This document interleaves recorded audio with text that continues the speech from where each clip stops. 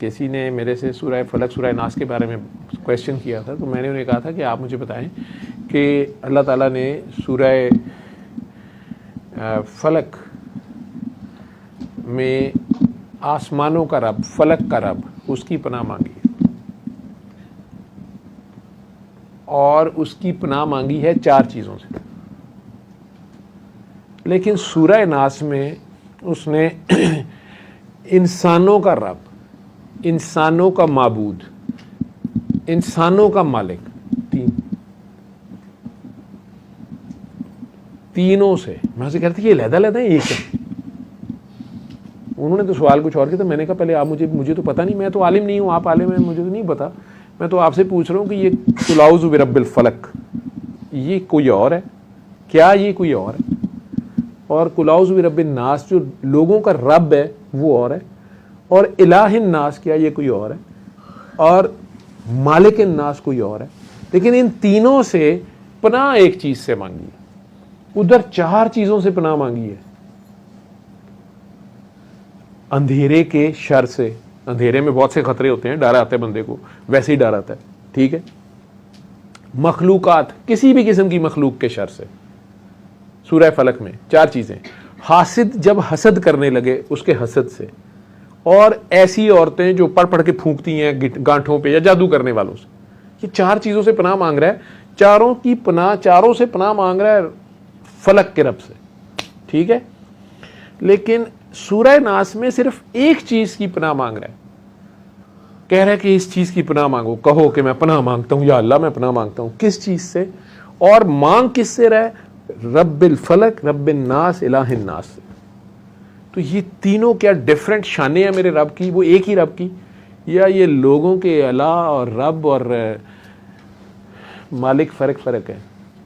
کسی کے لیے ٹرمپ وینٹیلیٹر ہے، آپ ابھی کہہ رہی تھی وینٹیلیٹر ہے، کسی کے لیے امریکہ وینٹیلیٹر ہے، کسی کے لیے ٹرمپ الہ ہے شاید، نعوذ باللہ، کسی کے لیے وہی مالک ہے، بھائی وہ مالک ہی گنے بھاجی، ٹھیک ہے۔ تو ان سے بھی پناہ مانگنی ہے۔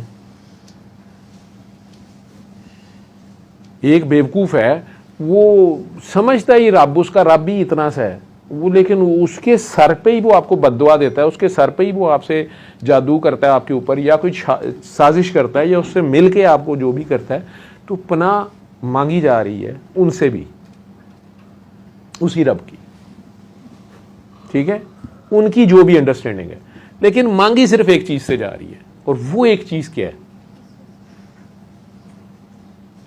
اور وہ ایک چیز ہے خناس، وسوسہ، اور یہ شیطان کا سب سے خوفناک اور سب سے سٹرونگ ویپن ہے۔ جس طرح دنیا میں اس وقت آپ سمجھتے ہیں کہ شاید ایٹم بم سب سے بڑا ویپن ہے، ٹھیک ہے، یا جو بھی کسی ملک کے پاس اگر کوئی سب سے زیادہ خطرناک ترین ٹیکنالوجی ہے، تو رب تعالیٰ نے شیطان کو بھی برابری دی ہے نا۔ تو اگر آپ لوگوں کے دلوں پہ حق اللہ طاری کر دیتا ہے، یا حق کے ساتھ آپ کھڑے ہوتے ہیں، تو حق کے مقابلے میں شک وہ ویپن ہے جو برابری کے لیے اس کو دے دیا گیا۔ اس کی مثال چھوٹی سی دے دیتا ہوں، وہ تو کسی کا مسئلہ تھا، وہ مزید مثالیں بعد میں دیتا ہوں۔ تو چھوٹی سی مثال یہ ہے کہ آپ کے لیے آپ کے بھائی باہر سے آئیں اور زمزم سعودیہ سے آئیں ابھی عمرہ کر کے، اور وہ زمزم کا ڈرم اٹھا لائیں، ٹھیک ہے، بوٹل، اور وہ آ کے کہیں کہ یہ لو میں زمزم تمہارے لیے لایا ہوں۔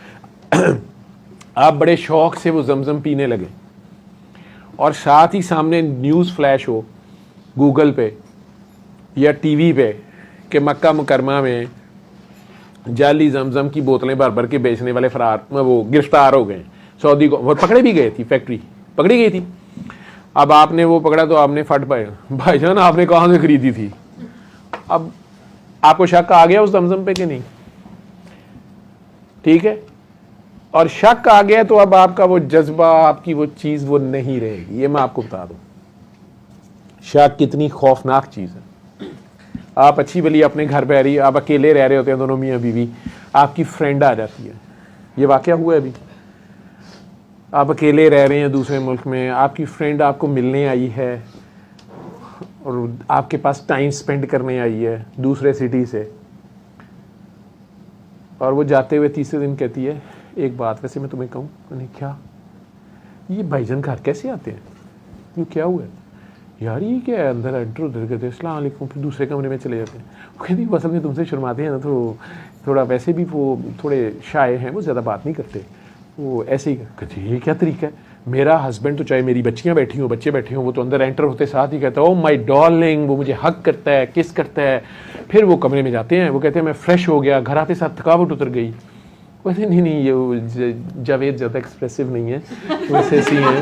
تو بیوی بیچاری کر دی ہے تھوڑی دیر, ٹھیک ہے, اب وہ نکل گئی واپس, چلے گی بیڈ روم. آپ نے کیا سڑی شکل بنائی ہوتی ہے, گھر آتے ساتھ ہی آپ کو میری شکل دیکھتے ساتھ کہ آپ کو 12 بج جاتے ہیں. ہوا کیا ہے, نہیں کچھ نہیں ہوا, ایک تو ذلیل کرا دیا اس کے سامنے, اب میری شکل دیکھ کے ہوتا کیا آپ کو, اے کیجیے اے خناس. وہ اور اس نے جان کے بھی نہیں کیا, ہو سکتا ہے ویسے ہی بیچاری بات کر گئی ہیں, وہ اپنی ڈینگ مار رہی تھی, ٹھیک ہے. وہ یہ نہیں کہہ سکی یار تیرا خامن تو بہت ہی حیا والا ہے, میرے والا تے جے تو آئی ہو میں تو مینوں ویکھنا ہی نہیں دنیا کب آئی ہے, ٹھیک ہے. تو وہ انڈائریکٹ اس نے کہا نہیں آپ یہ تو بڑی شرمیلے سے ہیں, بس یہ کیا طریقہ ہے گھر آ کے, یہ خناس ہے, یہ شک ہے. وہ لڑائی لگی ہے, اج تک میں صلح کران لیا کہ بیٹا اس کا یہ مطلب نہیں تھا, اس کا وہ مطلب نہیں تھا, 100 جھوٹ بولنے پہ آ رہے ہیں. ادھر بندہ اپنی جگہ تپیا ہے, وہ کہتا نہیں میں باہروں لپسٹک لوا کے آواں گا, میں باہروں ہی خوش آواں کراں گا. اچھے بنے رہ رہے 10 سال سے وہاں, بس ہو گئی چیمپئن. یہ خناس اتنی خوفناک چیز ہے کہ شیطان, اور یہ آپ کے ایمانوں میں شک ڈالتا ہے.